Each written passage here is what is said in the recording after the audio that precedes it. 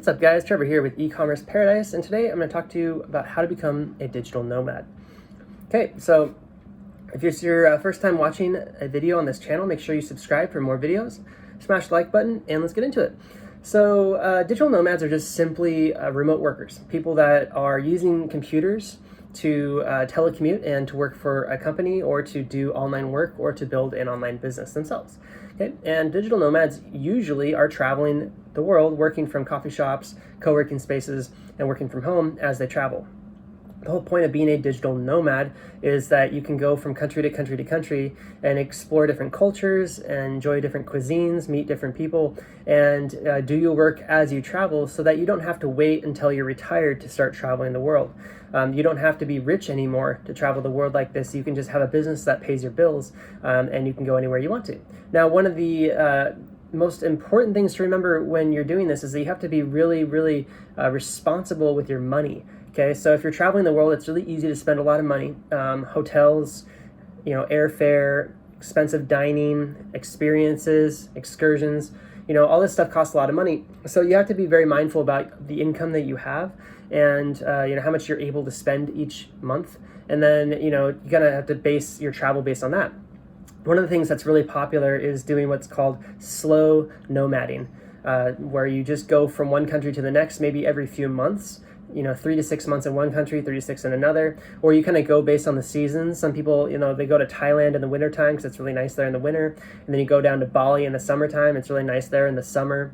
You kind of, go to Europe in the summertime, go to America in the summer, go down to Central America in the winter, up to Canada in the summer. You just kind of go places based on the seasons, whether you like sunny stuff or you want to go somewhere where it's snowy.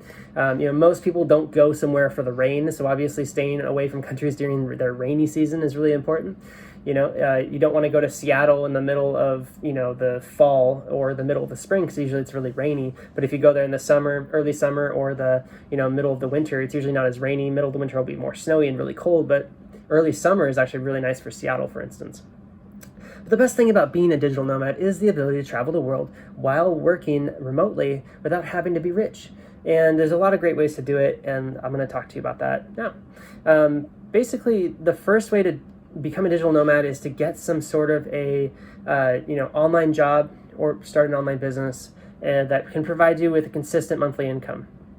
And there's a lot of different jobs out there available.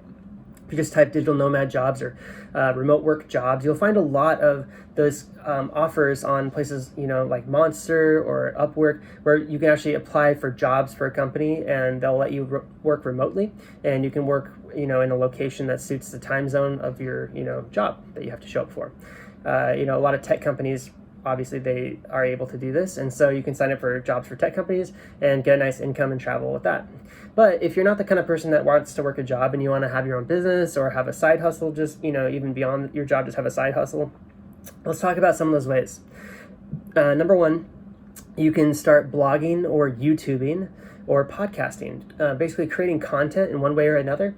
And if you just choose a niche and start creating content around that niche, you'll build followers, and eventually you'll be able to do things like affiliate marketing, or you can have a membership site, or you can sell physical products or do print-on-demand merchandise, sales and stuff like that, like t-shirts and mugs or whatever you want to do.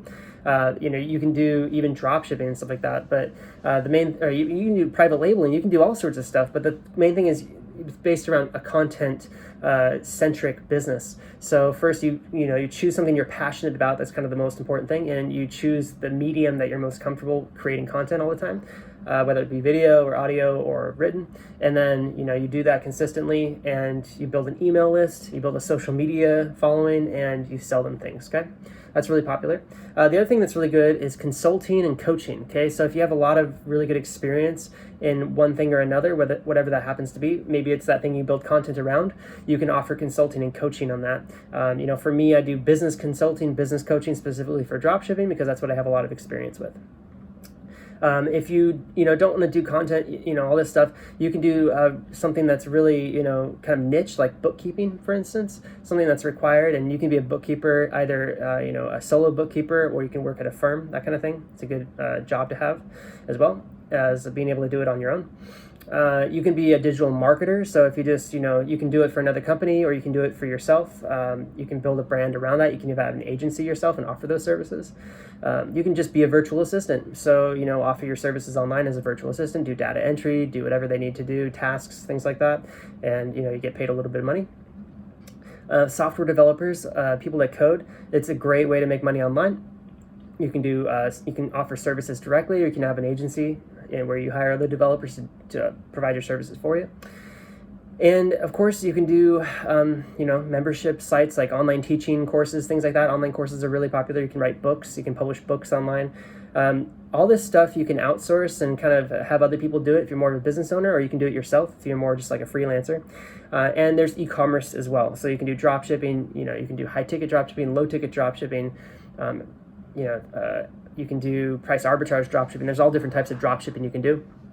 I personally do high-ticket drop shipping, mixed in between with low-ticket and private labeling, to support it. So if you want to learn more about high-ticket drop shipping, you can come to me for advice and help, because I offer online course, I offer book, I offer, mentoring and coaching and consulting on that stuff. So definitely let me know if you need any help. You can go to ecommerceparadise.com and you can get my free niches list at ecommerceparadise.com/99 niches on what to get started selling online.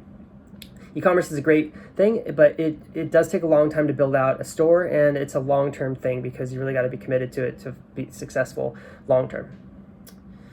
All right, so let's just talk about more of the things like logistics about being a nomad. So when you're traveling out and about, you're not going to have the comforts of home, obviously. Staying in hotel rooms or staying at Airbnbs. You're always going to be kind of trying to make, a place your home for a short period of time and then pack everything up again and move around. So it's really good to adopt a minimalist lifestyle. Okay, minimalism is basically having less so that you can experience more. So if you find yourself having to buy a lot of stuff to be happy in life, you're going to probably find eventually that having all that stuff is actually going to weigh you down. And, a lot of stuff usually doesn't mean that you are, forced to hold on to it. You can actually sell it or just give it away. So, for instance, here's an example. I used to have a shopping addiction, and I used to buy things on Amazon all the time. So I had my apartment full of things I didn't really need, but I just, had, and it was nice to have sometimes. And what I did instead of freaking out about having to give it all away to become a digital nomad was I actually filmed review videos on all those products. I signed up for the Amazon Associates program. I posted all those videos to YouTube, and they were up there for a few years at least. And they made me more than, the money that I paid for those products, probably close to $200 a month on average for the first few years they were up and live on YouTube. So, that's not a huge amount of money, but it pays me back for all those products plus some, which is really cool. And that was kind of the goal, And so I gave all the products away to Goodwill and made the videos, made the money back eventually. And, I'm happy with that. So, just think about things that you could do to make the most of not having everything. All you really need is a suitcase, a backpack, and, like a wallet or a personal bag. And, that's usually enough. In other countries, it's not the same as in America. Like in America, for instance, if you wanted to have somebody do your laundry for you, it'd be really expensive. Usually you have to take it to like a dry cleaners and they'll do it, but it costs a lot of money, so it doesn't make sense. So you take it to a laundromat, it takes you a few hours, you got to do your laundry by yourself. Well, in Southeast Asia, for instance, you can take your laundry to a done-for-you laundry shop and they'll charge you maybe $5 for a whole bag of laundry, US, in their local currency, which is great, and it's really, really easy. So, hotels are cheaper when you're going through Southeast Asia, Central America, South America. Experiences, dining, and it's really, really cool because they have things out in this part of the world that they just don't have in the United States, at least not readily available. And, obviously, you might not even know about most of this stuff until you start getting out here. But once you start traveling and start seeing what's available out here and what like people are offering, what the kind of experiences you can have and the cost of all of it, you'll realize that there's so much to see and do outside of your home country, and that you might have grown up there and you might be really comfortable with it. You might have your group of friends and all that, your family, obviously, but there's nothing stopping you, and there shouldn't be anything stopping you from getting rid of all your stuff, packing everything that you own into a suitcase or whatever, in a backpack, and just traveling the world for 6 months to a year, or 2 years, or 5 years, or 10 years, whatever it turns into. You can always go back home and visit with family once or twice a year, and there might even be tax benefits doing that kind of thing. There certainly are in the U.S., and you can definitely make a lifestyle out of that. But you just have to keep in mind that not every culture is the same as your home country, okay? So you're going to run into a lot of different people and different personalities and things like that. So you'll have to be a very calm person. And when things go wrong or get weird, you just have to, be cool with it. Don't make people lose face. Don't get in arguments and stuff like that. The last thing you want is to get in an argument abroad, get into a fight with somebody, or just freak out at somebody and either wind up in jail or get in a fight and be injured. So the best thing to do is just be a pacifist and be nice. And even if you get scammed a little bit here or there, it's probably not gonna be a ton of money if it wasn't that good of an experience. But at the same time, hey, you need to be smart and be conscious of scams and people that try to take advantage of you. Be a smart discerning shopper. Don't just buy things randomly. Know what you're getting, and make a tough decision whether you really need that thing or that service or that experience or not before you buy it. Okay, so let's talk about kind of like the types of people that become digital nomads. You can see if that type is you. These types of people are basically the most willing and able to do it. Number one, the most important type of person is the person that doesn't really care so much about having the same friends all the time. Okay, they're open to meeting new people all the time. I think that's the type of personality you need to become a digital nomad, because you're certainly going to be in a place where you don't have any friends to start with, and over time you'll have to make new friends in those places. So you'll find yourself making groups of friends all over the world, and maybe you go to one part of the world and you make a lot of friends there, and then a year later you're somewhere else, but your friends are all in other parts of the world. So later on you can meet up with those same people in other parts of the world. It's just how it ends up being. So you'll meet people from all over the world, and you'll be able to meet up with people in all different parts of the world when you're traveling there. The other type of person, of course, is the minimalist, the person who doesn't need to have a lot of things. Okay, if you're the type of person that has a lot of stuff and toys and things like that, you might not be the right kind of person for this lifestyle. You might be just more of a person that does traveling, luxury travel or budget travel, one trip at a time. So you might go somewhere for a week and then go back home, or somewhere for 2 weeks, go back home, that kind of thing, which is perfectly fine too. If you're really rooted in your hometown and you like that place, but you want to be able to experience these places, that's a great way to do it. Just know that a lot of these places are really far away from your hometown, and you're not really going to be able to experience a place 100% until you live there for a long time. A week or two is enough to experience a tourist area, but it's not enough to experience the local areas and traveling around locally and things like that. You'll only get those experiences after living somewhere for months or even years. Okay, so if you really want to have a good experience, you kind of got to break free. There's ways to become a digital nomad even without selling all your stuff. You can, go to a storage facility and put all your stuff in storage. You could even keep your car if you want to. You don't have to sell things like that if you don't want to. So just make sure that you understand that you can do it. You just have to become resourceful and creative on how to do it. And whatever matters the most to you, it's the person that likes to travel, and enjoys the experience and thrives in that kind of setting of not knowing what's going on and having kind of an adventure feeling and kind of getting lost sometimes and loving that and enjoying it, kind of the daydreamer, Those are the type of people that really do this stuff a lot and enjoy it. I've even seen families out on the road, in different places around the world, with small children that are doing the digital nomad thing, because they feel that it's really good for the kids to be able to travel and not just be stuck at home their whole life, because it kind of gives them a wider view of the world, and they grow up with that, and then they can bring that into their circle of friends and be a more worldly person. So whether you want to become a digital nomad or you're just thinking about traveling for a little while, definitely start researching things. The best thing you can do is just go to Google, look at flight prices, look at hotel costs in different parts of the world.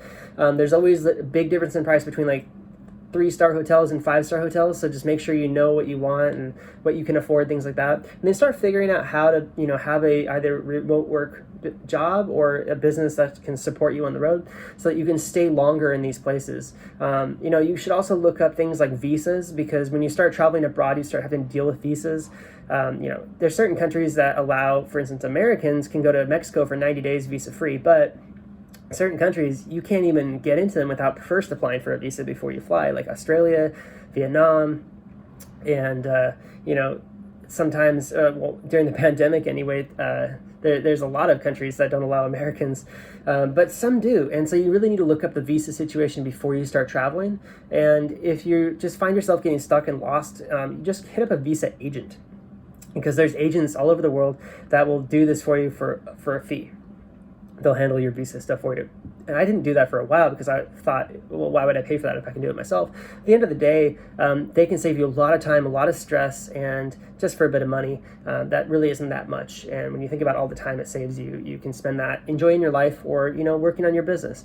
So I would definitely do that. And just make sure that you have like an up-to-date passport. Those things, that's really important. Make sure that you have all of your you have credit cards. Like if you're going to use credit cards when you travel, make sure you have credit cards that have no foreign transaction fee. When you start traveling, you'll find that if you want to get cash out in a local currency, it can be quite expensive with a normal, debit card from your bank. So, I use this special one called the Charles Schwab High Yield Investor Checking Account. It has a debit card that's ATM fee free. So it refunds you all your ATM fees every single month with no limit, which is really cool because then you can just go to any ATM, get money out. If it's going to cost you $6, it's no big deal. Schwab will refund that. So I use that card. In fact, you can get that and all my recommendations for e-commerce and for digital nomading at my website, ecommerceparadise.com/resources. So I highly recommend going there to check that out. If you want to carry cash with you, you should carry some money, but carrying too much can just kind of turn into a hassle. And then there's exchange rates and things like that when you want to exchange your money. The airport usually has, favorable exchange rates, but sometimes they can be bad. And so it really just depends where you go. And you gotta be really careful when you're traveling abroad not to get scammed. One more thing you have to think about is your cell phone. So, when you go abroad, there's certain worldwide phone services now. For instance, I use Google Fi, which is really good, but still they don't have reception everywhere. So you might have to get a local SIM card depending on what country you go to. So just make sure that your phone is unlocked and that you'll be able to put any SIM card into it. So that when you land in a country like Thailand, for instance, you can get one of their SIM card packages from one of the local couriers, or when you land in Indonesia, kind of the same thing. So you don't have to rely on your carrier to have really fast 4G or LTE.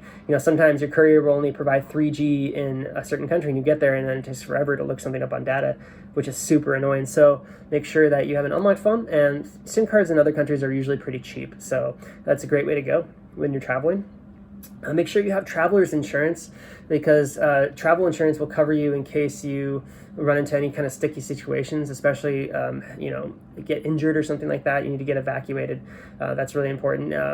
You can pay for that yourself out of pocket, but it's going to cost a lot of money, and especially the injury part if you get evacuated because of that. So the insurance is basically going to cover your wallet. It's going to keep you from going out into debt in case of a bad situation, basically. Another good thing to do is get worldwide health coverage, dental coverage, and make sure that you cover yourself as much as possible. Because if you think about it, if the worst case thing happened, you're probably going to be in debt tens of thousands of dollars. And if, you can get health coverage that's a few $100 a month, isn't that going to be worth it, obviously, to keep you out of that, huge, debt payment later on if you had to deal with something like that. So obviously insurance is a good idea, and you should get whatever makes sense for you. All right. There's a lot of great hacks for digital nomading, like getting special travel gear and things like that. A lot of these things you'll just kind of discover when you start traveling a lot. Like creature comforts. Having really good noise canceling headphones, like these Bose Quiet Comfort headphones. AirPods, a nice neck pillow for when you're, going on the airplanes. It's the same thing you normally do when you travel, but these things you're going to be using just more often because you're probably just going to be traveling more often. Think about the airline carriers you use to get around. There's cheap ones and there's expensive ones. So it really just depends on how much you can afford or what kind of lifestyle you want to live. If you want to choose the expensive air carriers, just know it's going to cost you more money over time, but you'll have a better, more luxurious, flying experience. Whereas if you choose the cheaper air carriers, yeah, you'll save some money, but your experience is going to kind of suck. So just keep that in mind, and make the right decision. I think that what we should all be doing is trying to make more money so that we can afford a nicer lifestyle. I think that's the best thing you can do. But don't get too stressed out about it, because if you really are just all about making money, then your life just kind of becomes about that, and that sucks. Make your life about helping others and enjoying it. That's really the important thing. If you don't know where to go, there's a lot of really good digital nomad hotspots around the world. Where I first started was a place called Chiang Mai in Thailand, which is still a really good place to go for digital nomads, because you can meet up with other entrepreneurs that are out there doing the remote work thing. Everybody's really friendly, and Chiang Mai is a really, really inexpensive place to live, and the people are really friendly, and it's very safe. So that's great. Great infrastructure, fast internet, tons of cafes, coffee shops, things like that. One of the best places, I think, on earth for digital nomads, at least for sure, to get started. The only problem is with Americans is that it's completely opposite time zone. So if you have to normally be up to work on your business during the day, you're going to be up in the middle of the night in Thailand. So that was one of my biggest struggles. So what I had to do was I had to start building processes and trainings for my business, so I could hire virtual assistants to do it for me, who would stay up all night and then do the business at business hours in America. And that's been working out really good, but it took a while to do that, and it was worth it, but it was really important. So you should definitely consider places that fit your criteria as far as what you need. A lot of entrepreneurs go to Medellin, Colombia. That's a great place. Go to Porto or Lisbon in Portugal. Portugal is really popular. Morocco is really popular, and Bangkok, Thailand, Bali, Indonesia, Manila, Philippines, and Sri Lanka is really popular. There's tons of spots all over the world. The most important thing, though, is you understand is what the cost of living is in that particular spot. So you have to, do some research first. There's great websites. There's one called expatistan.com, and you can go on there and look for the cost of living compared to the cost of living of your home country. For instance, I lived in Los Angeles. I wanted to look up the difference between Los Angeles and Chiang Mai, Thailand. The cost of living was like 80% less. Everything costs less. Rent, instead of being $1,500, it was only $300 a month for a fully furnished studio apartment, which is amazing. And that's pretty good accommodation too. If you wanted to go cheaper, you could. Food is less than half the normal price, and everything else is just really cheap. So I was amazed that with the same amount of income, I could actually have a really good life, as opposed to having sort of a mediocre life in Los Angeles. So that's why I was so excited about it at first. And then over time, I realized that you can still spend a lot of money in Thailand, especially depending on the experiences you want to have. So, you can definitely, blow money out there like crazy, especially in Bangkok, where you can party all the time. And there's a huge party culture there. So it really just depends on where you live and what you want to do, and, what you're into and what your personality is like. And also, of course, how much money you have to spend as to where you go and what you do and who you hang out with. Just kind of the same thing you deal with at home, but abroad. Just make sure that you do your research ahead of time. That was the one thing I got caught up with, was not doing my research and just going places randomly. Was that I ran into a lot of difficulties in the beginning, and I just wish I would have done my research first. So I've done plenty of research since then. Now I kind of have an idea where I want to go and what I want to do. So this is why I'm making this video, but I'll probably make more videos actually regarding specific places from here on in the future. So look forward to that, guys. If you want to get those videos, subscribe to the channel and hit that like button. Let me know in the comments below where you want to travel to and where you're located. Okay, thanks for watching. I'll see you in the next one. Take care.